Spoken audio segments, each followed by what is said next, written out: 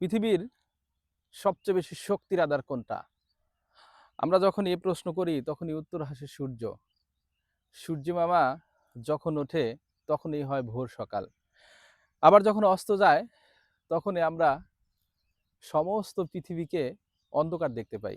অন্ধকার নেমে আসে সারা পৃথিবীতে। বিজ্ঞান প্রমাণ করে পৃথিবীর সকল শক্তির আধার হচ্ছে সূর্য কিংবা সূর্যের আলো। উদ্ভিদ, গাছপালা যেগুলো জন্ম নেয় সেগুলো সূর্যের আলো থেকেই কিন্তু খাবার তৈরি করে বেঁচে থাকে।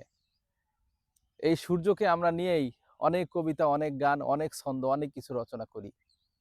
আমি বাংলাকে যেমন সূর্যোদয়ের সময় দেখি, সারা পৃথিবীর মানুষও কিন্তু তার দেশ, তার সংস্কৃতিকে সূর্যের সাথে মিলিয়েই এই দৃশ্যকে ধারণ করে।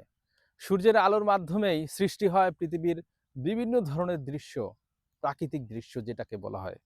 তাই সূর্যকে সবসময় মানুষ অনেক বড় করে দেখে। Yes, the sun is great.